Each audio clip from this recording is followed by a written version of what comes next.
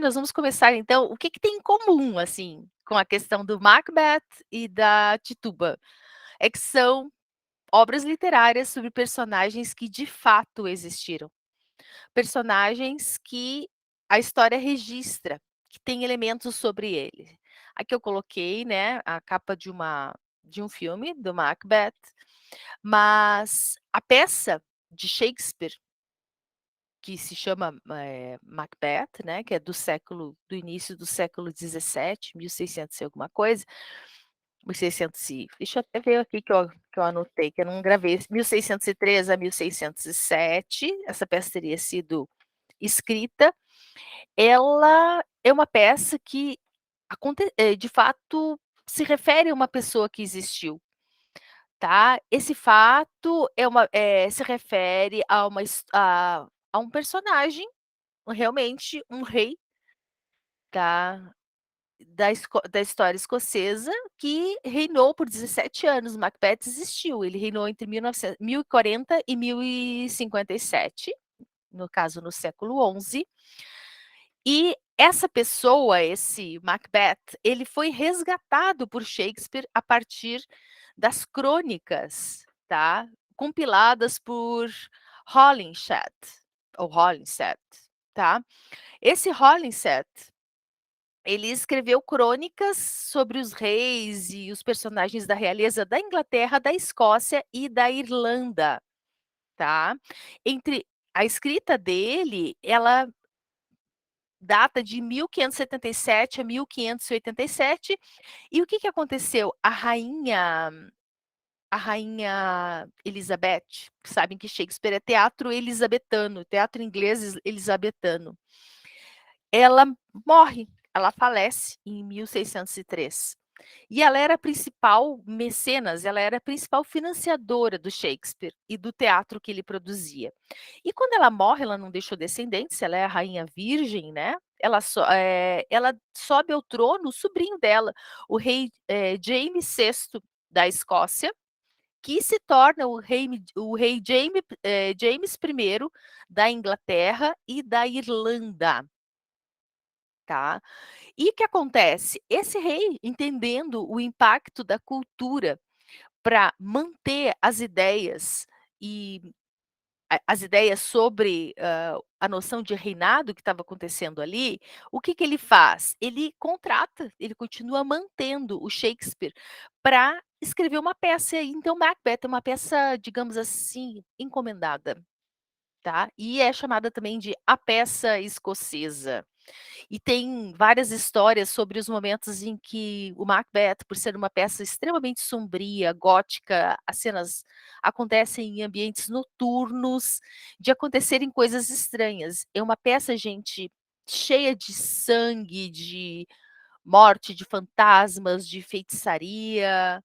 A Beatriz está falando que na descrição do livro as bruxas são bem assustadoras e têm a representação horripilante. Verdade, é verdade, é isso mesmo. Eu até trouxe um pedacinho só para a gente ler, tá, da peça, para ficar com um pouquinho do texto literário para vocês, que acaba não dando tempo, é muita coisa. Eu gostaria, talvez num outro momento, numa outra, produção de curso, eu fizesse algo mais voltado para colocar vocês em contato com algumas partes do texto literário, mas acabou ficando esse curso muito grande, assim, então tem momento que às vezes eu não consigo trabalhar com o texto mesmo. Bom, então o que acontece? Por que que esse rei James I teria encomendado a peça Macbeth? Encomendou pelo fato de que, eh, o rei, um dos, digamos, companheiros de Macbeth era Banquo. O personagem Banco, que seria o antepassado do rei James VI ou James I James VI da Escócia, que é o James I da Inglaterra. Bom, o que que acontece ali nessa história, tá, gente? Eh, esse Macbeth e o Banco, eles aparecem logo no início, assim, da história, e na verdade a peça começa já com as bruxas. O que que é interessante, o rei James I ou James VI, ele era um estudioso de demonologia, vejam que ele está no século 17, tá, e ele chegou, dizem, a entrevistar algumas bruxas escocesas para perguntar sobre os métodos delas em próximo daquela data, ali onde a peça foi escrita. Então, existe realmente aquele elemento da encomenda e da bruxa que o rei conversa para pegar conhecimentos ocultos, para entrar em contato com fatos do seu destino. Então isso também é interessante, tá, porque tem uma base nessa realidade. Agora, o que que acontece nessa peça do Macbeth? Esse Macbeth, ele seria um rei que na verdade ele seria um grande general. Na época que a peça começa, quem ele é? Ele é um grande general que vencia muitas guerras durante o reinado do rei Duncan da Escócia. E o rei Duncan, digamos, ele era um rei que tinha problemas administrativos e ele não era por excelência, digamos, aqui que eu deixei no slide, as obras anteriores do Hector Boete, do Scotorum Historiae, George Buchanan, Heron Scoticare, então aqui são as bases e as crônicas que deram fundamento para o Shakespeare escrever a peça Macbeth. Pode passar mais um, por favor, Thaís. Tá, então a peça se passa na Escócia no século XI e o rei Duncan, ele recebe o apoio do Macbeth, desse grande general Macbeth, e faz uma promessa para ele. O rei Duncan tem alguns traidores, o Macbeth como um grande general, apoia o rei e ganha, por causa disso, um título de nobreza e uma terra muito grande, muito significativa. Essa terra, tá, que ele vai ganhar, para ele pegar essa terra, ele vai lá executar o traidor, que é o dono da terra, e se apossar da terra. Então não é nada assim dado, ele vai ter que conquistar essa terra também, por permissão do rei Duncan, tá. Quando eles estão voltando da conquista da terra, que será o primeiro título que dará o primeiro título de nobreza ao Macbeth, então no caminho para casa, eles se deparam com 3 bruxas que fazem uma profecia. Vejam que tem traduções do inglês que não chamam essas 3 mulheres que encontram Macbeth e Banquo de bruxas especificamente, e sim de Three Weird Sisters, 3 irmãs estranhas. E tem algumas traduções, tem uma tradução que é da LPM, que chama elas dessa maneira. Tem um filme que também é Three Weird Sisters, também, que é um filme de 1958, e existe uma banda com esse nome também, fazendo a retomada dessas 3 mulheres que aparecem em Macbeth. Mais um, por favor. Tá. Olha, o que que acontece? Essas bruxas, elas aparecem, segundo vários estudiosos de Macbeth, ligada não à ideia de uma bruxa, mas à ideia das parcas ou das moiras, da tradição da Grécia e da tradição de Roma. As moiras seriam filhas de Zeus, só que elas não obedecem a Zeus, porque elas seriam conselheiras do destino. Então elas não obedecem ninguém, entendeu? E elas são as mulheres que fiam, tecem e cortam esse fio do destino. Elas são as responsáveis pelo andamento, digamos, da vida dos sujeitos. Então elas têm meio que um status de deusas. E por que que essas 3 mulheres da peça Macbeth são associadas às moiras ou às parcas? Primeiro, gente, porque fica muito claro que elas não são humanas, elas são uma espécies de divindades ou de entidades mágicas. Porque na peça, gente, elas voam, elas desaparecem, elas surgem e falam coisas e fazem feitiços. E é interessante também que nessa peça, olha, nisso também cria a teoria dos estudiosos sobre isso, aparece Hecate, que nós já vimos numa aula anterior, né, que é a deusa tríplice, são 3 bruxas ligadas a Hecate, a deusa tríplice. E a Hecate fala na peça. Há estudiosos que dizem que essa parte em que a Hecate fala na peça foi acrescentada depois, tá, em que ela estabelece um diálogo com as três mulheres, as 3 irmãs, e que ela cobra delas: "Quem são vocês para cobrarem alguma coisa de Macbeth?". utilizando o meu poder, que é o da magia, da feitiçaria, sem falar comigo antes. Quem são vocês? Que poder têm vocês para barganhar em cima dessa peça, né? Em cima dessa, eh, com esse rei, tá? Então aparece ela falando e ela sendo invocada em alguns momentos da peça, tá? Então, são seres realmente sobrenaturais e associados a isso. No momento em que vamos só passar mais uma, porque eu acho que eu acabei colocando um slide antes do outro. Aqui, isso mesmo, o ato 1 da peça. Talvez vocês não consigam ler muito bem aqui, para mim aparece, mas não sei o tamanho da tela que vocês estão, então eu vou ler. No ato 1 de Macbeth, aparece ali raios e trovões, e entram 3 bruxas. Veja que nessa tradução elas já estão, essas 3 irmãs sendo chamadas de bruxas, tá. Só que as bruxas, pelo que nós vimos, seriam mulheres que teriam uma relação de submissão à entidade demônio, ao diabo, digamos assim, tá. Elas teriam uma conexão com essa entidade, e elas não têm. A conexão delas é diretamente com o Hecate. Tá, então, por definição, elas não poderiam ser chamadas dessa maneira, mas nas traduções, lembra o que aconteceu com a mãe do Grendel, né, que ela acaba sendo chamada simplesmente de bruxa?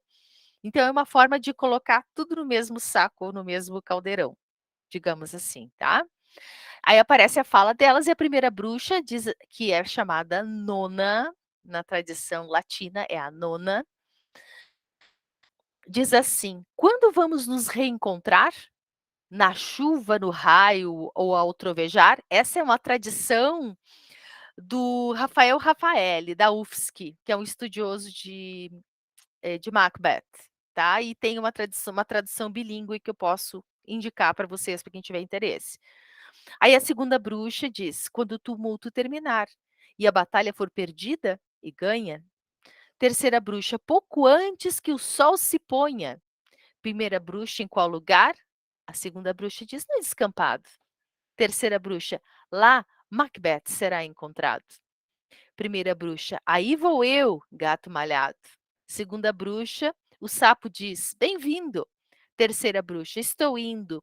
E todas dizem: "O bem é o mal é o bem. O lusco-fusco não poupa ninguém." Essa é uma tradução que ele optou por falar do bem e o mal e o bem, mas tem várias possibilidades com as palavras específicas que eles vão utilizando ali. E você sabe que na tradução existe uma reconstrução da ideia. Então dá até para fazer, tem estudos comparados das várias traduções de Macbeth. Mas assim, ó, o Macbeth, na verdade, né, o Macbeth, ele é apresentado no início da peça pela fala das bruxas. As bruxas aparecem antes dele, tá, elas é que inserem o personagem na peça. Na sequência, o que que a gente vai ter? A gente vai ter o Macbeth e o seu colega, né, o Banquo, voltando para casa depois da sua dominação. E vejam que aqui The Three Weird Sisters, que eu coloquei nesse slide, vejam que a imagem de cima aparece as 3 irmãs ali, o Macbeth e o Banquo voltando, e quando eles se deparam com essas 3 irmãs. O que que é interessante? Interessante aqui, gente, porque eles são interpelados pelas mulheres que os chamam de reis. Na verdade, o Macbeth é chamado de rei e o Banco pai de reis, tá.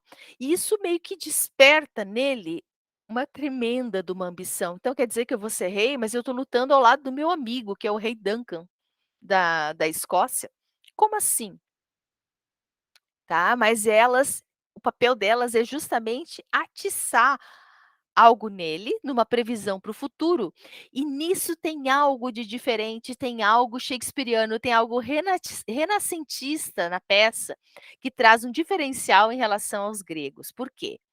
Porque lá, gente, para os gregos, na tragédia, no teatro, existe uma combinação da ideia do tempo-destino. E ali em Macbeth, né, nesse teatro renascentista elisabetano, existe o tempo da história em contato com a ideia do tempo-destino. Na tragédia grega, o Édipo, ele já tem o destino pré-determinado. Quando ele nasce, já está determinado pelas pitonisas do oráculo de Delfos, que também são 3, não por acaso, que ele vai matar o pai, se casar com a mãe e ter filhos. Isso já é o destino dele. Ele não sabe do destino. Quando ele descobre, ele tenta fugir do destino. Ele quer que o destino não se cumpra, só que no pensamento da tragédia grega, ao fugir do destino, você se encontra com ele. Não tem, é um labirinto, é um lugar sem saída, você vai encontrar o seu destino. Em Macbeth, o que que acontece? É ao contrário, tá? O Macbeth ambicioso, ele faz de tudo para cumprir a previsão das Three Weird Sisters, das 3 irmãs estranhas. Ele quer que aconteça, ele adorou a previsão, ele quer ser rei, ele quer, então ele vai fazer qualquer coisa para concretizar aquela previsão que estava destinada a ele, tá? Então, ali as moiras, elas são relacionadas às moiras da mitologia grega, as parcas de Roma, né? Mas são controladores de destino. Elas são a nona, a décima e a morte. Esse é o nome latino delas. Por que nona? Nona, porque se entende que se entendia no calendário latino que a gravidez durava 9 luas. Então, a nona, porque é a que controla as 9 luas da gravidez. A décima, ou seja, é aquela que está tecendo o fio do destino, que está produzindo, né, esse fio do destino. A décima é aquela do momento do parto, a que traz para a vida, tá? Ela tem o corte, mas é o corte do cordão umbilical ao trazer para a vida. E a terceira é a morte, porque aí é o outro corte, mas é o corte do cordão da vida que leva para a morte. Então, são nomes possíveis atribuídos às moiras, né? Que se associam à imagem dessas 3 irmãs. Agora eu vou pedir, Thaís, para você voltar para o slide anterior ali. Mais um, por favor. Ver se tem mais um. Tá. Bom, gente, esse não é o único momento na peça em que o Macbeth encontra as 3 irmãs. Ele vai para casa, é claro, e ele vai contar para Lady Macbeth, para sua esposa, que ele recebeu essa previsão. A mulher enlouquece de felicidade, ela só quer agora ser a rainha da Escócia. Ela tá virada para ser a rainha da Escócia. Ela diz assim: "Gente, já que é teu destino, vamos dar um jeitinho, vamos matar o rei Duncan". E o rei Duncan tá hospedado na casa dos Macbeth. Então ela diz assim: "Ah, dá nada". Ela diz alguma coisa para ele do tipo: "Ah, é para cumprir o destino, mate o rei e esse sangue vai poder ser lavado. É como se fosse um pecado menor, porque é o teu destino que está sendo cumprido". Então a questão do destino é muito forte ali nessa ideia de fazer cumprir a ambição. E ele dá um jeito de sorrateiramente criar um plano e matar o seu amigo Duncan. Bom, aí o que aconteceu? Só que o Duncan tinha filhos, gente. O herdeiro direto não era o Macbeth. Tá? Só que na situação que se cria, os filhos ficam com muito medo, se afastam, não aparecem, é como se abrissem mão do trono e o Macbeth acaba se tornando o rei da Escócia, conforme a previsão das bruxas. Tá? Só que ao mesmo tempo eles ficam muito chocados e a ambição vai cegando tanto o Macbeth quanto a Lady Macbeth.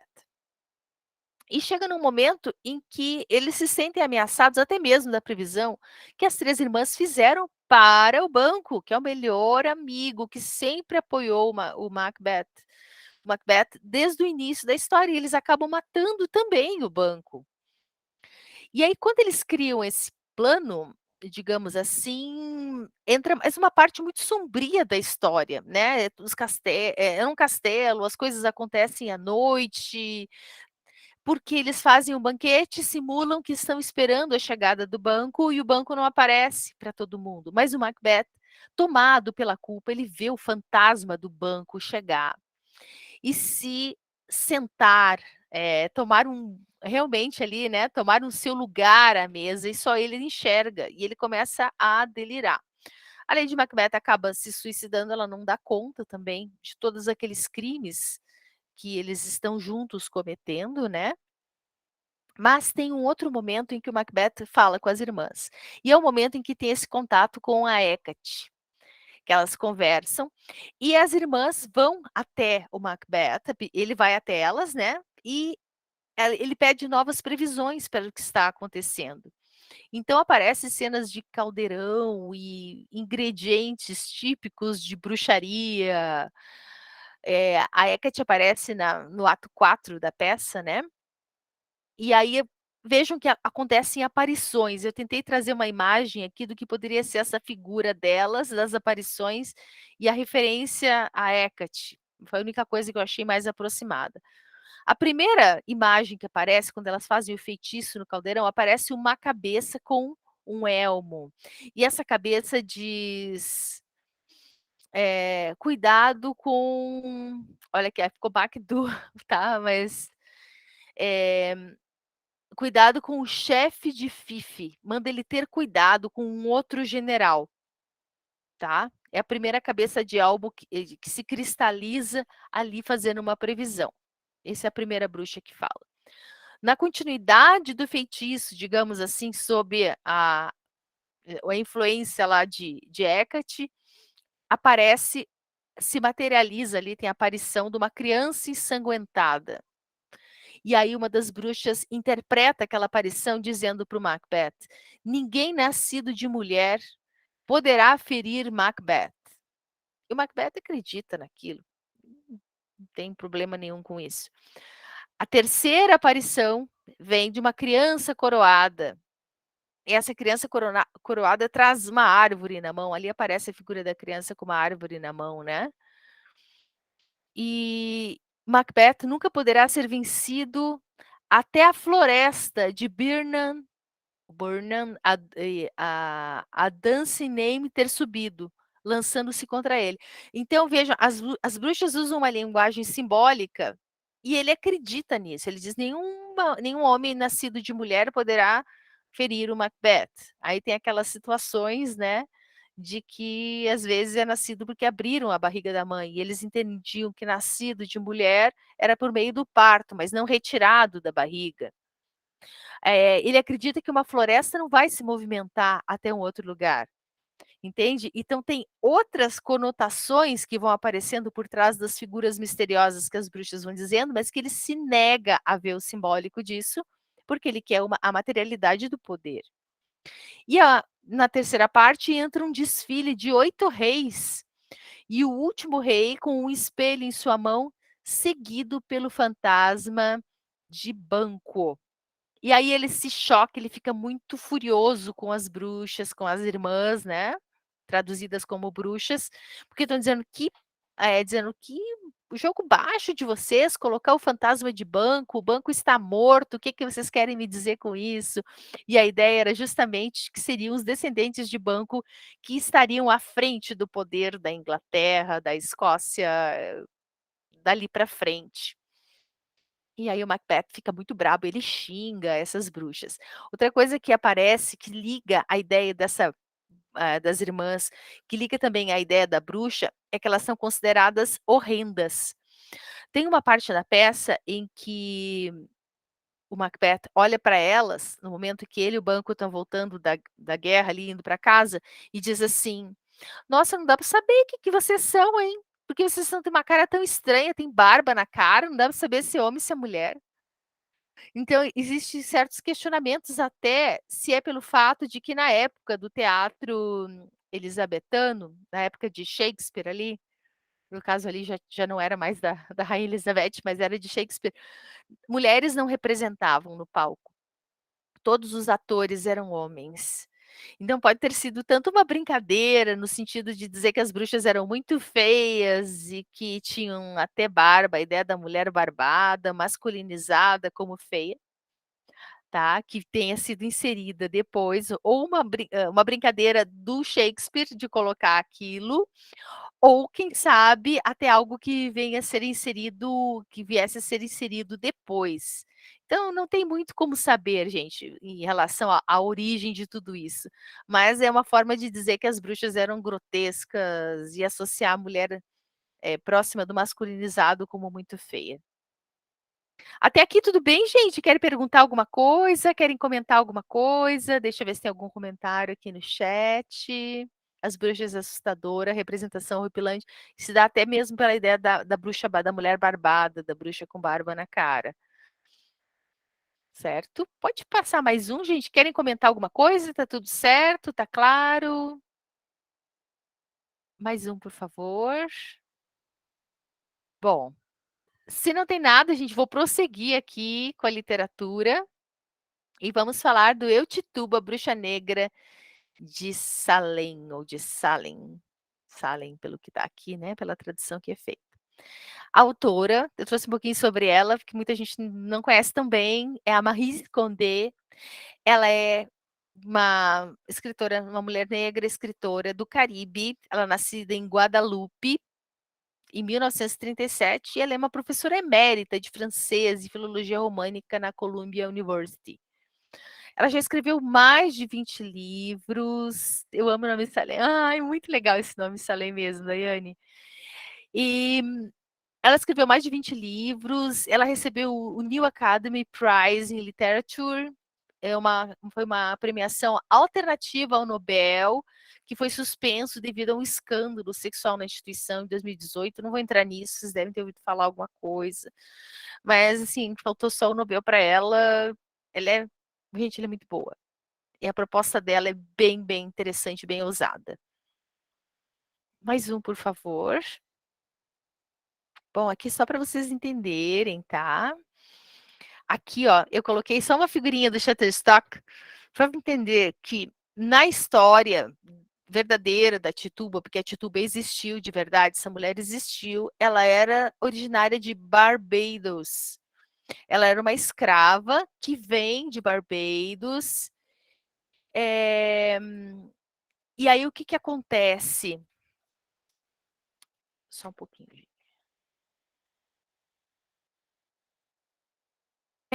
Ela é uma escrava que vem de Barbados e ela é levada para os Estados Unidos. E é só o que se sabe dela. E a única referência que tem da Tituba nos documentos que contam tudo aquilo que aconteceu em, em Salem, digamos que foi, ou Salem, o que aconteceu ali tem até o momento em que mencionam o nome dela, mas depois ela desaparece da história. Ninguém sabe do antes, ninguém sabe depois. Ela só é mencionada como bruxa que deu início a todos os processos de feitiçaria que teriam acontecido na cidade. Mais um, por favor. Tá? Esses episódios que teriam acontecido lá, é, eles são narrados, como eu já disse, no livro As Bruxas de Salem, ou The Crucible, que é uma peça do Arthur Miller. Então, estamos falando de teatro também nesse caso, que é uma peça de 1953.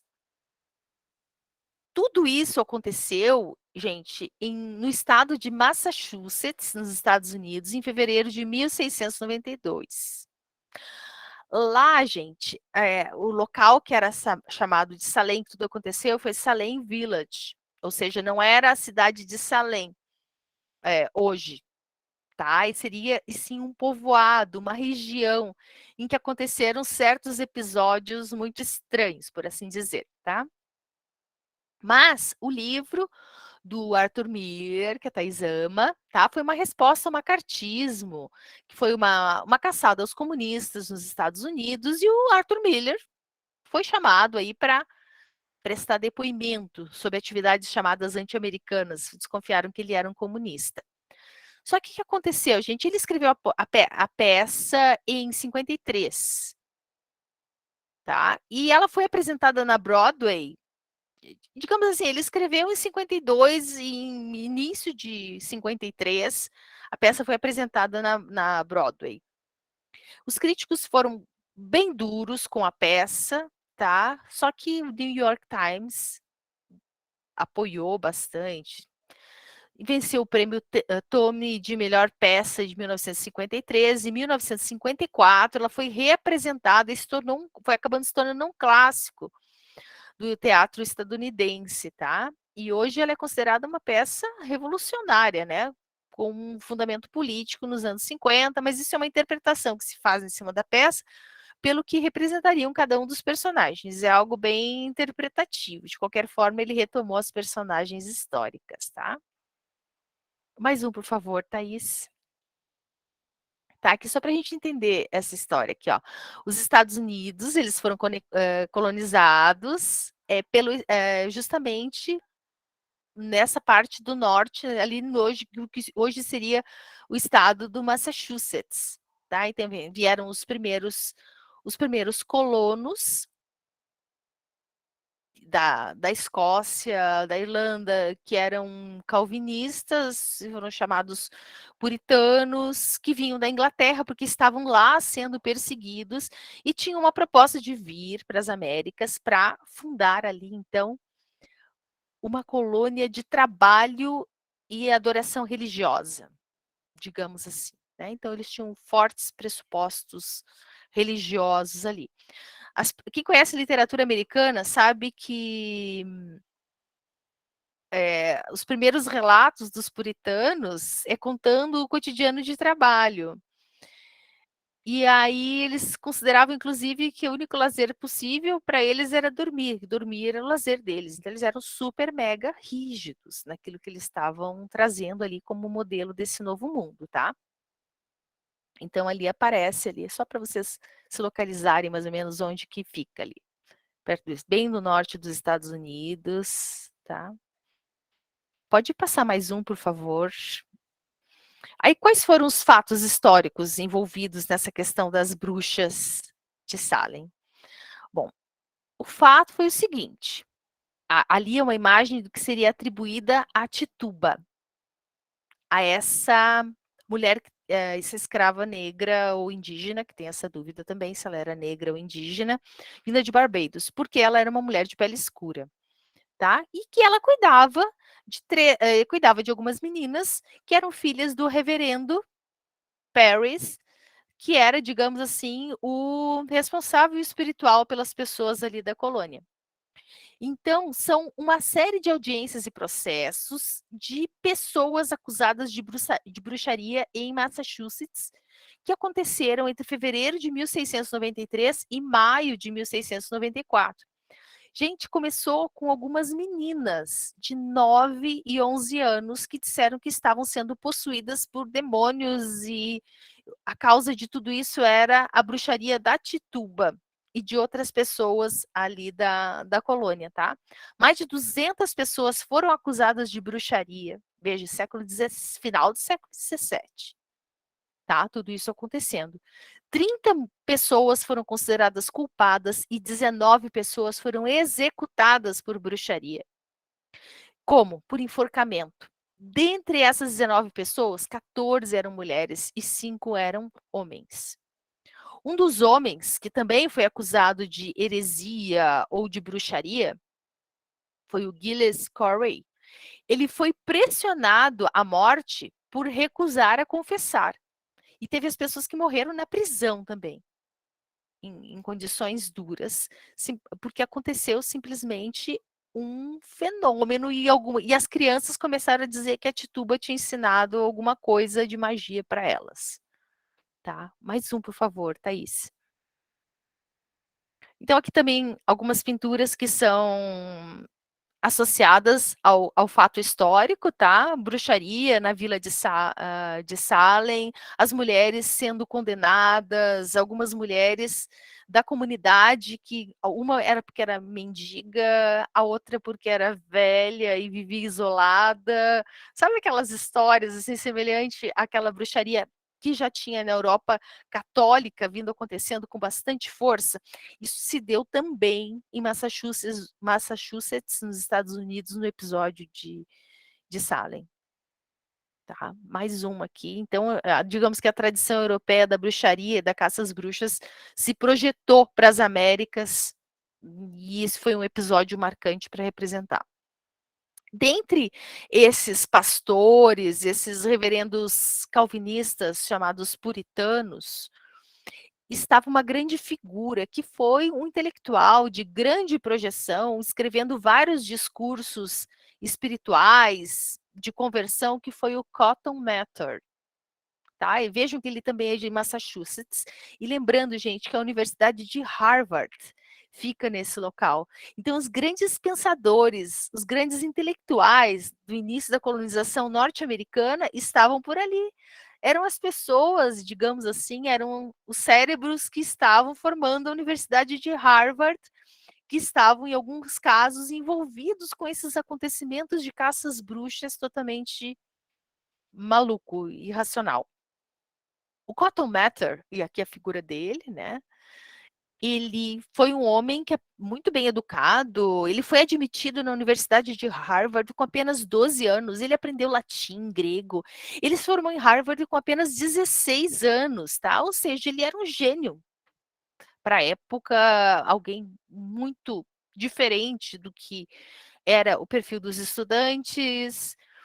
Com 19 anos, ele fez mestrado e ficou administrando Harvard. Ele é um dos pais da universidade famosíssima até o final da vida.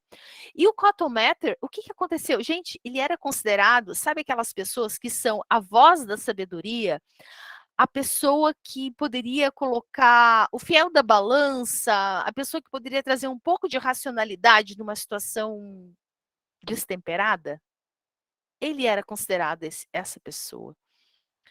E que ele acabou aprovando os julgamentos de bruxas acusadas em Salem a partir do depoimento das crianças que se jogavam no chão, diziam que estavam sendo beliscadas e feridas por demônios, pelas bruxas, e que contavam histórias de que essas bruxas saíam à noite, voavam até a cama delas, e que levavam elas para conversar com o demônio em uma missa negra, e as histórias foram ficando cada vez mais complexas e envolvendo mais pessoas. Tá? No inverno de 1692, 1693, ele chegou a encorajar essas práticas de caças bruxas em Salem. Tá? Em 1693, ele escreveu uma obra chamada Maravilhas do Mundo Invisível, em que ele defendia o sobrenatural, tá? E que ele escreve algo como que justificasse o fundamento daquilo que se estava atribuindo ao sobrenatural, aos demônios e às bruxas em Salem. Mais tarde caiu a ficha, digamos que os olhos dele se abriram e ele acabou retratando seus pontos de vista sobre o julgamento das bruxas e escreve que foram excessivos, injustificados, sem fundamento. Uma das mulheres que foi condenada pelo julgamento era uma mulher, uma mendiga da cidade, chamada Sarah Goods. E eu não me lembro se era Sarah Goods, era uma Sarah, porque tinha duas Saras, né? E ela tinha uma menininha de 4 anos. E até mesmo a menininha de 4 anos foi acusada de bruxaria e levada para a prisão. E deixada na prisão enquanto, digamos, executavam a mãe dela. Gente, foi crudelíssimo o negócio, tá? E principalmente da forma como não houve uma investigação, simplesmente se acreditava no que as meninas estavam dizendo. Mais um, por favor, Thaís. Tá. Outra referência que aparece no livro da Eu, Tituba, Bruxa Negra de Salem, é que a Tituba, mediante o julgamento das bruxas de Salem, ela é levada para a cadeia. Ela é a primeira bruxa que é presa. E tem uma outra obra da literatura norte-americana que é A Letra Escarlate, do Nathaniel Hawthorne, que vocês talvez já tenham assistido alguns filmes. Tem um filme, por exemplo, que são As 10 Coisas que Eu Odeio em Você, que fala de uma menina que a personagem principal, ela coloca também na sua roupa uma letra escarlate, assim como a personagem Heather, né, do Nathaniel Hawthorne, de A Letra Escarlate, que ela usa aquele A vermelho, que é o A de adúltera. Então, existem até, digamos, releituras contemporâneas dessa obra clássica da literatura norte-americana, que é também muito interessante, muito marcante pelo que é colocado. E diz como aconteceu na obra literária essa perseguição a uma mulher que se chamava Heather, que ela é acusada de adultério porque o marido desaparece, manda ela na frente, o marido manda ela na frente para as Américas para organizar a fazenda que ele está vindo da Inglaterra. Só que o marido nunca chega e ela desconfia que o marido morreu no mar, como acontecia com muita gente na época. E ela acaba se envolvendo com um homem da aldeia, o pastor, e ela engravida. E aí o marido reaparece e ela acaba sendo julgada por adultério, tá? E o homem acaba não, digamos assim, o pastor acaba não defendendo ela, tem toda uma situação. Isso está acontecendo na mesma época na literatura que os episódios das bruxas de Salem. Então, a Maryse Condé aproveita esse fato histórico e cria no livro uma cena em que a Tituba, quando está presa, encontra com a Heather. A Hester, desculpa. Com a Hester na cadeia. Tá? Então, ela cria possibilidades literárias entre essas personagens. E é interessante porque a Hester, no caso da Letra Escarlate, do Hawthorne, ela é representada como uma feminista branca, que ela traz alguns ideais do feminismo branco, ela se opõe aos homens, e ao mesmo tempo a Tituba, ela tem uma representação do feminismo negro, em que não exclui necessariamente os homens, e muito menos os homens negros, e sim fala de uma ideia de integração. Então, gente, vocês precisam ler o livro para vocês entenderem, porque é muita informação misturada, mas é necessário também você entender o contexto, de onde tudo isso está saindo e está conversando entre si. Bom, Nathaniel Hawthorne, né, que é o escritor de A Letra Escarlate, ele é tetraneto de um dos juízes que condenaram as mulheres e as pessoas nos julgamentos de Salem. O seu tetraneto, com vergonha desse antepassado, inclusive ele acrescenta esse W. Hawthorne no seu sobrenome, porque o seu tetravô era Hawthorne, e vocês vão ver como um dos nomes dos juízes que estão condenando as mulheres em Salem, e meio que ele tenta, digamos assim, limpar a barra dos seus antepassados, criando uma versão diferente da história e outras possibilidades em cima daquilo que é colocado. Tá? Mas só vai ficar como dica de leitura aí para vocês complementarem, que não daria para eu entrar muito a fundo, é só para vocês verem que tem uma relação e meio que ficar uma indicação. Mais um, por favor. Aqui só um pouquinho, se vocês forem para os Estados Unidos visitar, né, lá a vila de Salem, até hoje a cidade, digamos, ela recebe turismo pela história das bruxas. É uma forma até de lucrar com essa questão da história, mas aparece ali, ó, lojas em que mostra, ali uma vitrine que mostra roupas que as pessoas utilizavam na época dos julgamentos. Tá? A cidade tem os espaços ali, mostra, por exemplo, o Salem Witch Museum, tem o Museu das Bruxas, de 1692, em que eles resgatam elementos de todos esses fatos históricos. Curiosidade também, apenas. Mais um, por favor. E voltamos agora para a nossa Tituba, digamos, a única bruxa negra da história das bruxas de Salem.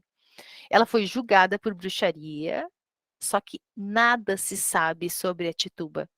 Só o que existe de registro dela foi do julgamento por feitiçaria. E, gente, ela foi a única de todas as bruxas, digamos, das principais envolvidas na situação, que foi presa, mas que não morreu. Ela escapou viva. E ninguém sabe o que aconteceu com ela depois.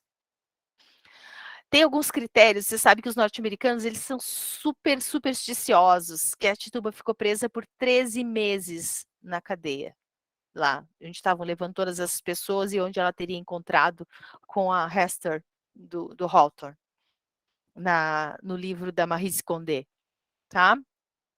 E isso aí por alguns é tomado como um sinal de que ela poderia ter sido realmente um ser diferente, diferenciado naquela história toda. De onde sai esse livro? A Maryse Condé, ela se surpreendeu quando ela foi para os Estados Unidos e ela entrou em contato com a história da Tituba, porque a Tituba também é do Caribe, como a Maryse Condé, que ela é de Guadalupe, a Tituba seria de Barbados, daquelas ilhas ali do Caribe, e ela diz: nossa, mas eu queria saber sobre a única bruxa negra e não tem nada sobre ela. Então ela percebeu o quê? Tá? Que existia uma indiferença em relação a essa bruxa específica da história. Ela viu essa indiferença como um preconceito e racismo na academia norte-americana. Então ela diz: eu como escritora, eu vou escrever a história nunca contada dessa Tituba. Eu vou reinventar o seu destino. Tá? E assim ela se posiciona, digamos assim, literariamente e também politicamente, pelo apagamento da raça, da origem, do gênero, especificamente dessa mulher. Digamos assim, que de todas ela estava na posição mais subalterna de todas, era aquela que não tinha como se defender, porque ela era uma escravizada. E, inclusive, a Tituba, as pessoas que foram para a cadeia naquela época, que não chegaram a ser enforcadas e tudo, elas tinham que pagar pelo tempo que ficaram na prisão. No caso da Tituba, por ser escrava, quem tinha que pagar era o seu senhor, né? E diz que ele teria, por não querer gastar dinheiro com essa escrava, teria vendido ela por alguém pelo preço dessa estadia dela nos 13 meses na cadeia.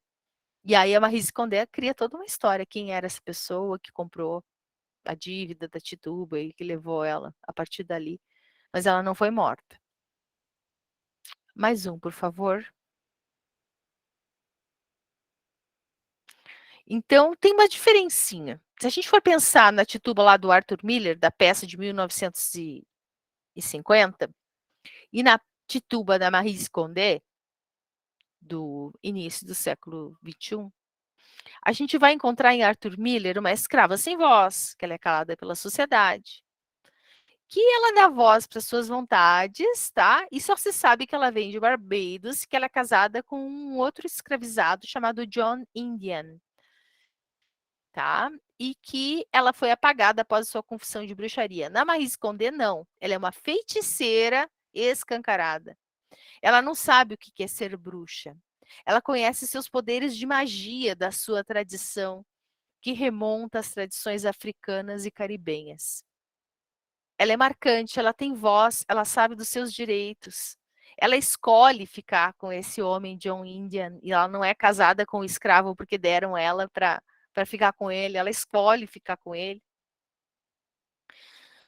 O relato aparece em primeira pessoa, a Maryse Condé escolhe falar como se fosse a Tituba que estivesse contando sua própria história.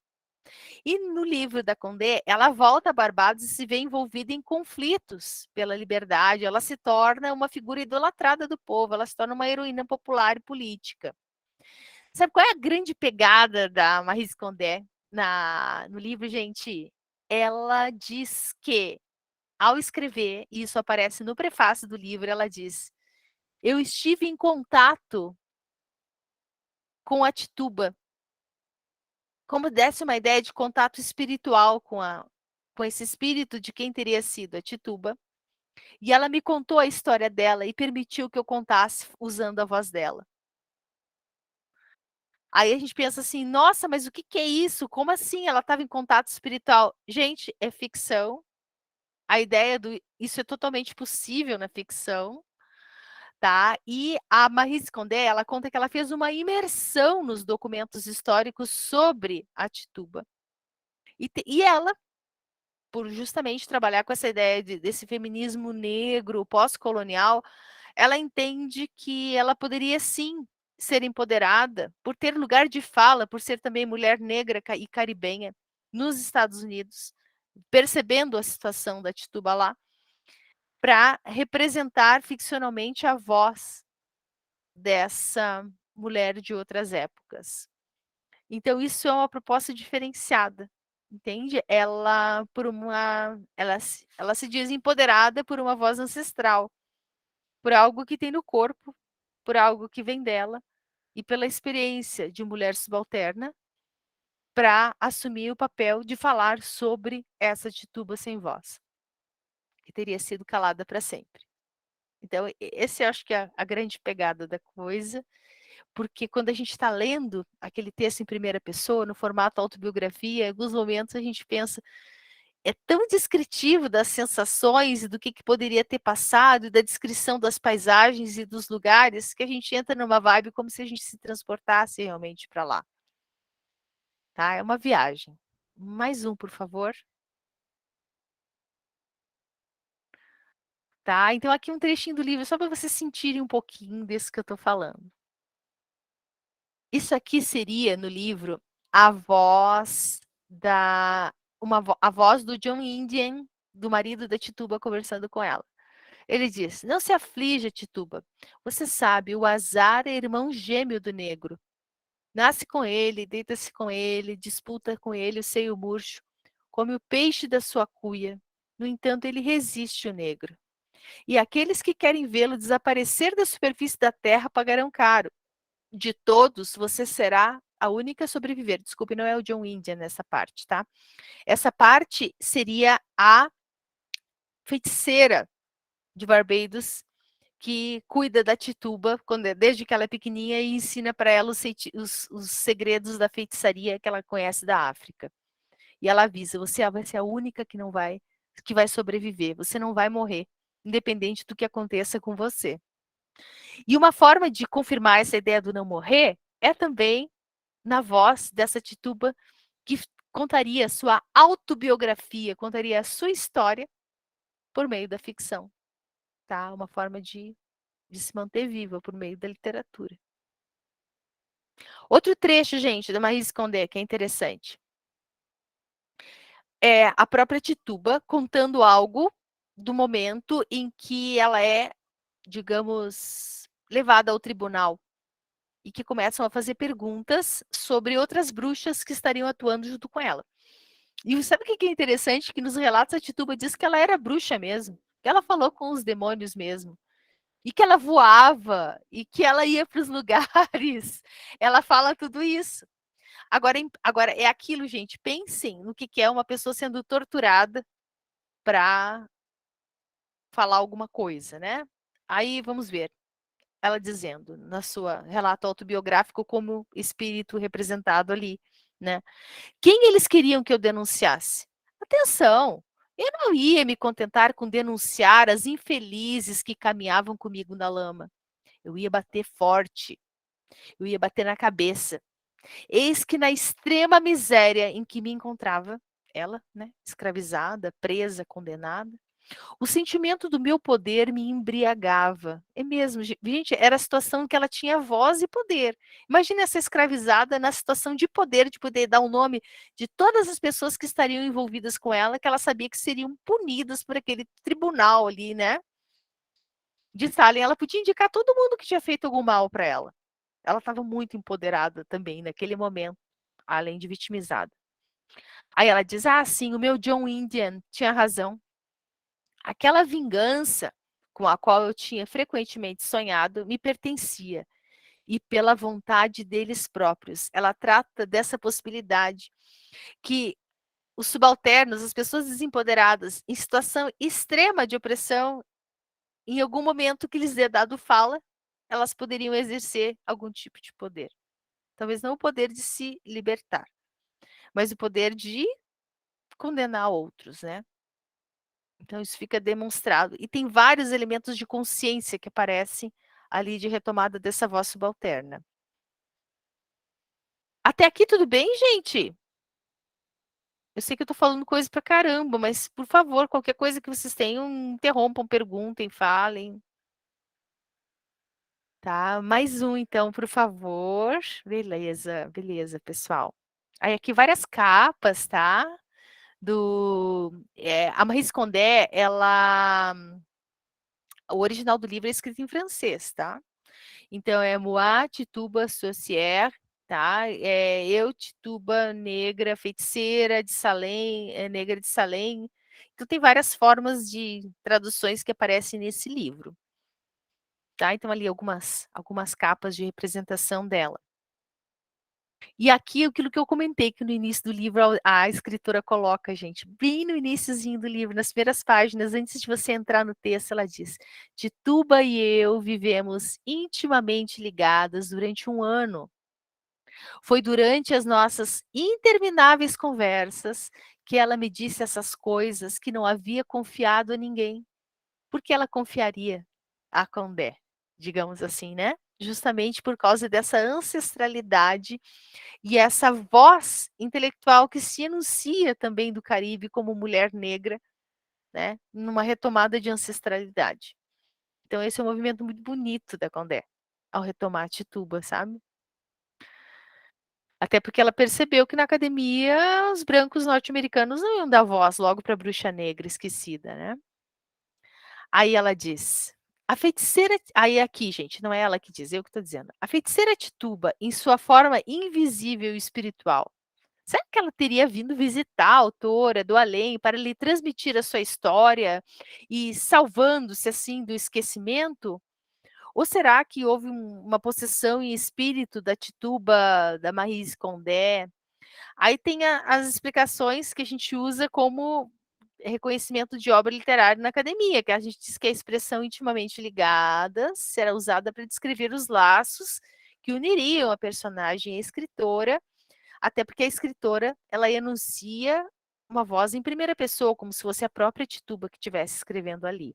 É um entrelaçamento de vozes, uma sobreposição de perspectivas da autora e da narradora, da história e da ficção, da biografia e da autobiografia, do fato que ela foi lá e pesquisou nos documentos da época e daquilo que não estava nos documentos da época que ela preenche com a sua imaginação, ficção e experiência. Mais um, por favor. A gente chama esse tipo de obra de autobiografia reflexiva, tá? Por quê? Porque primeiro porque ela é escrita fora dessa linha cartesiana do tempo da modernidade.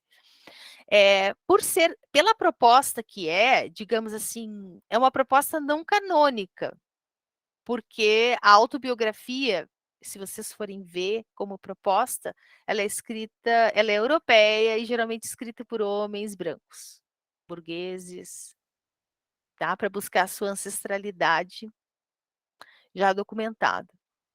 E aqui é uma autobiografia escrita para resgatar uma personagem subalternizada, apagada e sem voz. Tá? Então é um projeto de autobiografia também reflexiva, porque e também de autobiografia póstuma. Olha que legal essa pegada, gente.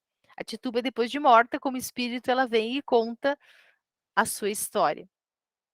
Ah, ela está inventando esse negócio de autobiografia póstuma? Claro que não, gente. Lembra lá do Machado de Assis, Memórias Póstumas de Brás Cubas? Essa ideia já estava antes aí no ar, já estava como uma ideia disponível.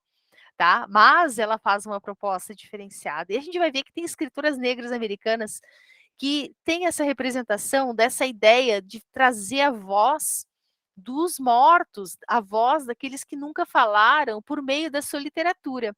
A Alice Walker, por exemplo, em A Cor Púrpura, ela começa e no final ela agradece o livro e ela diz, no início ela diz, agradeço ao espírito por me permitir contar essa história. E no final ela assina A.W. Alice Walker, escritora e médium, ela diz, no final. Porque a retomada por meio das cartas se dá ali por quê? Por causa de uma retomada da tradição ancestral corporificada no sofrimento das pessoas negras que retoma os antepassados. E a gente vai encontrar isso na Toni Morrison, por exemplo, em Amada, Beloved também, em que aparece essa ideia de que vem o espírito também e está ali e está falando pela voz daqueles que nunca tiveram voz ou que não estariam vivos para contar a sua história. Pela retomada da experiência corporal das pessoas do presente, retomando a voz nunca enunciada dos antepassados. Veja que projeto sério, gente, e ousado, e de rompimento da tradição cartesiana e ocidental nessas escritoras negras. Tá? Acho fabuloso, amo elas. Sou muito. Ai, gente, sou muito suspeita para falar qualquer coisa, porque amo. Tá, então, outra coisa, sabe qual é outra pegada incrível da Maryse Condé nesse livro? É que ela usa uma estrutura de um tipo de literatura que é típica dos Estados Unidos, que é chamada a, digamos assim, a narrativa de escravos, slave narratives, que lá nos Estados Unidos o movimento abolicionista, formado por brancos, publicou autobiografias e diários e relatos de vida dos escravos vivendo inseridos na escravidão. Se questionou depois que aquilo não era natural dos escravizados pelo seguinte motivo, porque eles não teriam certos repertórios e certas palavras que aparecem ali, que aparecem editadas por brancos. Então se criou também um movimento de resistência negro, dizendo, criando as New Slave Narratives.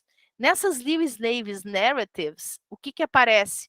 Já não apareceria essa voz do editor branco, e sim seria uma voz dos descendentes desses escravizados, dos escritores negros contemporâneos, utilizando a imaginação para preencher as lacunas da falta de voz desses escravizados daquela época. Olha que coisa incrível. Isso, desculpe, gente, mas é que eu sou muito empolgado com essas coisas. Então, por quê? Eles dizem, é uma relação entre a ficção e a não ficção, entre os fatos históricos e a possibilidade de falar sobre esses pactos históricos. Naquilo que não se fala, se usa a memória e a imaginação, e se fala de possibilidade por meio de uma voz negra, e não por meio da edição de uma voz branca sobre a voz negra. Tá? Eu tenho um artigo sobre isso, depois eu posso disponibilizar no Drive, em que eu faço, assim, digamos, eu trabalho essas questões justamente dessa pegada das escritoras negras em complementar com a imaginação e com a memória corporal a experiência da escravidão por meio da ficção. Eu disponibilizo se alguém tiver interesse. Aí, mais um, por favor. Aí a questão do invisível e da invisibilidade. Tá? No livro da Maryse Condé, tem uma personagem chamada Susanna Endicott, que ela está em Barbados e ela é a proprietária do John Indian, que era o marido da Tituba. E ela tem falas que são totalmente racistas e de ódio às pessoas negras. Uma fala dela, ela diz assim: nos seus olhos, cor da água do mar, a, a, digamos, a Susana Endicott, ela odeia pessoas negras. E aí a Tituba, ela não aceita isso. E ela tem um discurso de resistência. Ela olha para Endicott, uma mulher branca de olhos claros, e diz: nos seus olhos, cor da água do mar, eu podia ler toda a repulsa que eu a inspirava. Ela me fixava como um objeto repugnante. Então, ela se percebia ferida como mulher negra escravizada pelo olhar racista das pessoas brancas que tratavam ela como um objeto e sem ter nenhum cuidado com nenhum tipo de palavra que dirigiam a ela. E é disso que a gente fala, gente, dessa vivência corporal, dessa experiência da voz do ser negro, tá? Que é falado por outra escritora negra. E aí depois, ó, ao mesmo tempo, a Tituba como narradora, tá? Ela tem uma imagem diferente dela mesma, que ela combate esse olhar que o mundo racista branco lhe oferece. Ela diz: elas, a Susanna Endicott e as suas amigas, me riscaram do mapa dos humanos. Eu era um não ser, ela diz, um invisível, mais invisível do que os invisíveis, pois eles ao menos detinham um poder que todos temiam. Eu, Tituba só existia em função da vontade dessas mulheres. E nisso ela traz também esse argumento da ficção. Tituba e os sujeitos escravizados são sujeitos invisibilizados. Ainda que tenham vivência física e que tenham existido, eles foram invisibilizados pelos discursos oficiais da história. Na literatura dela, ela bota os invisíveis fisicamente falando com os vivos, que também são negros e que são invisíveis. E com isso ela questiona o que é ser, o que é essa condição de invisibilidade. Para você ser invisível, não necessariamente você precisa você pode ser colocado, ainda que vivo e concreto, numa condição de invisível, tá. Então tem várias dessas questões que aparecem no livro, que trazem esses raciocínios até filosóficos, assim, da experiência da condição de ser negra e dessa invisibilização. E também da questão de como se constrói, acho que o ponto principal, que acabei me empolgando, a questão da bruxaria no olhar dos puritanos, dos brancos, e o quanto isso se potencializa, aumenta e se torna violento quando voltado para Tituba na sua representação de mulher negra. Elas chegam a dizer para ela: "Você não você não tem o que fazer, porque você é negra, você é amaldiçoada, está na Bíblia que os negros são amaldiçoados, são todos descendentes de Caim. Então você já é perdida, sua alma é perdida, não tem muita importância o que você vai fazer. Não se aproxime de mim", tá, algo nesse sentido. Mais um, por favor. Isso tem outra coisa, tá, gente? Tem a bruxa negra e tem a bruxa branca. A negra, ela é uma bruxa e feiticeira que ela não precisa dar muita prova daquilo tudo, pelo simples fato dela estar ali e ter uma conexão, digamos, com religiões africanas ou de matriz africana, ela já é uma representação desse mal, dessa feitiçaria e dessa bruxaria, sem que ela tenha que fazer nada para que isso aconteça, porque existe uma imagem projetada sobre a figura da mulher negra, tá? E é disso que a bruxa Tituba, a bruxa negra de Salem, fala também. Tituba, para o povo dela, é uma sacerdotisa, tá?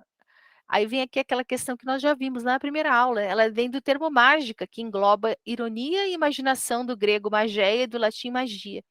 As duas palavras vêm do persa magos, que significa sacerdote. O mago é um sacerdote.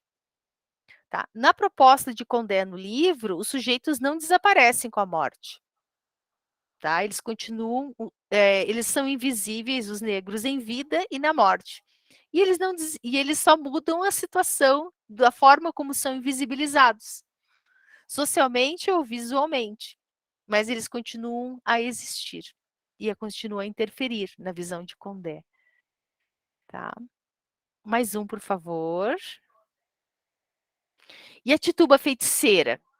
Veja, ela é maga para os seus iguais. Para os brancos, ela é feiticeira. Ela se torna oficialmente feiticeira quando ela é acusada pela menina Betty Paris, de 9 anos, de quem ela cuidava, e a Abigail Williams, a prima da Betty Paris, ou seja, a sobrinha do reverendo e a filha do reverendo e a sobrinha do reverendo, que a Abigail é sobrinha, e que elas apresentam casos de histeria e passam a acusar a Tituba por causa das histórias que a Tituba contava para elas sobre bruxa. A Tituba feiticeira do livro, ela usa a sabedoria ancestral da ilha de Barbados. Ela maneja ervas, ela cura, ela fala com os espíritos. E no momento em que ela conversa com as mulheres brancas, que a magia dela é para o bem, ela ouve essa resposta: "Você fazer o bem? Você é negra, Tituba. Você só pode fazer o mal. Você é o mal", tá? Então, é isso que ela, digamos, recebe como resposta em relação ao fato dela simplesmente existir, pelo que ela é na obra. Mais um, por favor, Thaís. Aqui, gente, eu deixei no slide algumas referências aqui para você desse material da Tituba, tá? E um desses livros é fantástico, é esse aqui, ó. Eu consegui em sebo. Ele é de uma professora da, não sei se vocês vão conseguir ver muito bem, tá? Mas é o da Núbia Anciot, tá meio ruim porque eu estou desfocando aqui, mas é o da A Feiticeira no Imaginário Ficcional das Américas. Ela foi minha professora na graduação lá na Universidade Federal de Rio Grande, no Rio Grande do Sul.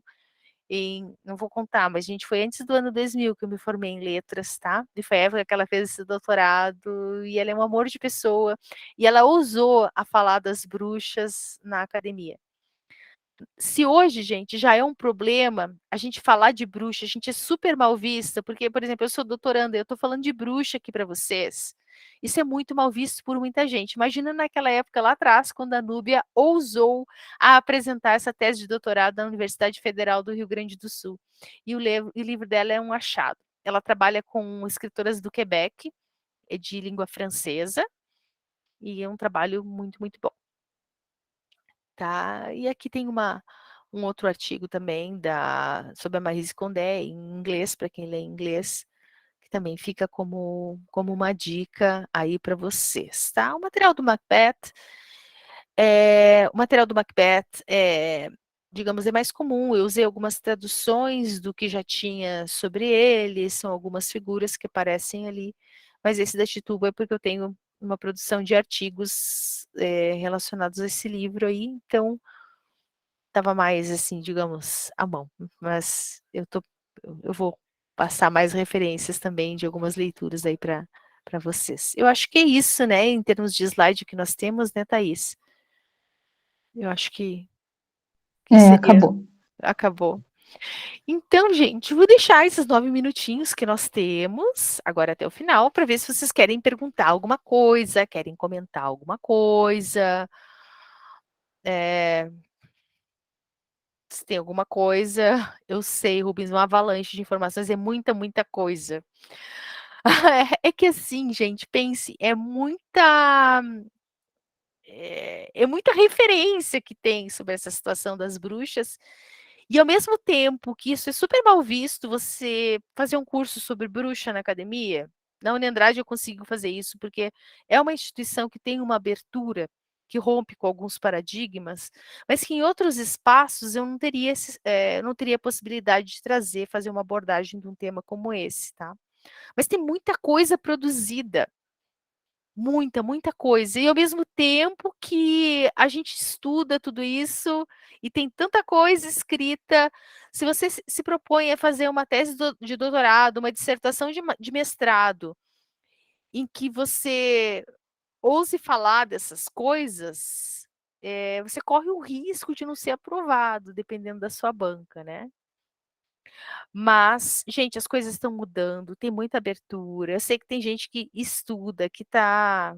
A Fernanda, eu não sei se a Fernanda está aí, está fazendo também uma tese de doutorado sobre a Morgana, né, como bruxa, não sei a abordagem que ela está fazendo, na Universidade Federal de Santa Catarina, porque justamente tem essa tradição na Ilha das Bruxas. Teve até um programa que foi feito, acho que na Bandeirantes, há muitos anos atrás, sobre a Ilha das Bruxas, em que foi trazido pesquisa de pessoas de lá, pessoas mesmo da UFSC, mas uma antropóloga que buscou também saber sobre essa crença nas bruxas na ilha de Santa Catarina, ali em Florianópolis, que também é a minha origem, né? Também que o meu mestrado foi feito na UFSC também. Então tem bastante material sério na academia, mas não é em todos os espaços que você pode trazer esse tipo de conhecimento, esse tipo de fala, sabe? E se você trouxer, você tem que tomar um cuidado no que você traz e como você traz. Então, eu imagino que vocês entendam muita coisa aqui que eu trago compilada, mas que, dependendo do espaço, não poderia ser trazida. Querem comentar alguma coisa? Lembraram de alguma coisa? Algo que vocês conhecem, que tem como referência? Gostaram da Maryse Condé? Querem saber mais sobre a Tituba? Vão ler a Letra Escarlate do Hawthorne, na verdade, que se pronuncia, o Arthur Miller. É muita bruxa, né, gente? Gente, a Tituba é demais, né? E pensar que o jeito que ela foi tratada e esquecida, né? Mas assim, o que eu acho mais incrível é que no meio de tudo, vejam que é verdade. E assim, gente, vejam que nessa história toda das bruxas de Salem, a Tituba foi a única que não, daquelas principais que foram condenadas, que de fato não morreu. mas não morreu, talvez porque ela não fosse importante o suficiente para pagar as contas do seu enforcamento também, né. O seu senhor teria que pagar pelo seu enforcamento, além de pagar pela sua prisão. Então, economicamente, era mais interessante vender, né, vender a feiticeira. Agora eu fico pensando, né, se venderam, quem poderia ter tido a coragem de comprar uma feiticeira, escrava feiticeira, uma bruxa, né? Com qual finalidade? É algo para se pensar nesse antes, nesse depois mesmo.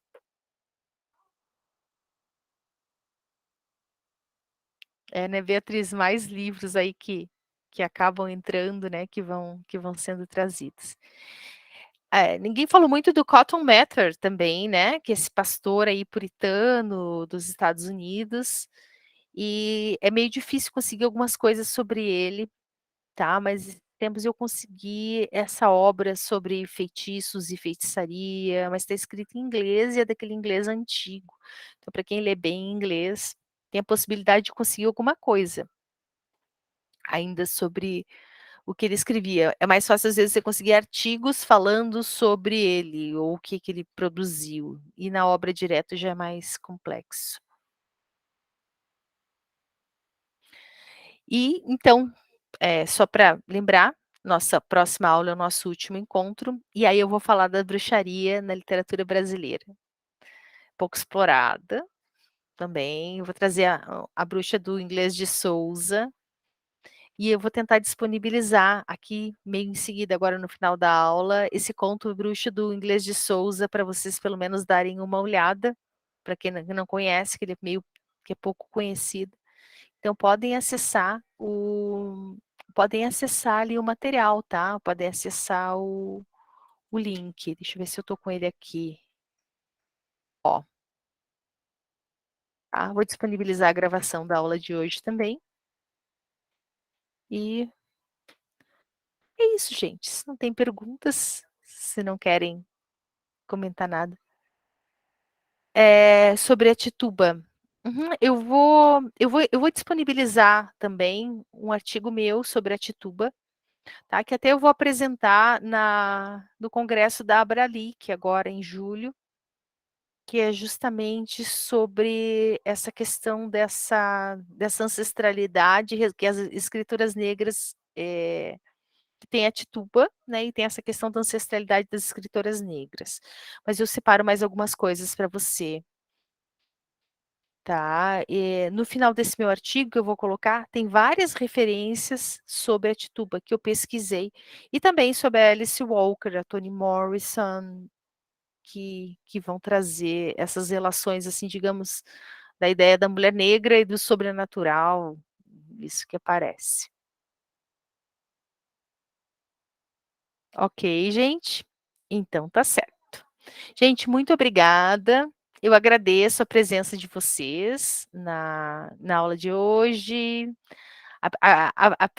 Agradeço a persistência, né, que é um curso longo, né, já estamos no 6º encontro, mas o 7º encontro será aí na próxima aula.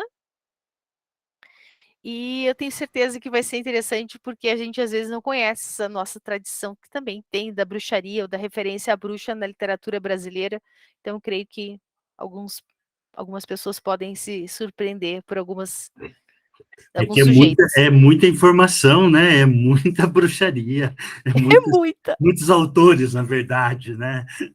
Tirando aqui um sarro, mas é muito interessante, muito preciosas informações, viu, Ana? Parabéns aí por toda essa coletânea que você traz, mas quero não perder mais essa. Obrigada, obrigada, Rubens. E as aulas ficam gravadas, né? Se quiserem voltar alguma coisa lá também. E que bom que quem ficou porque está gostando mesmo, então. Então tá certo, gente. Vamos parar, vamos terminar, interromper a gravação aqui.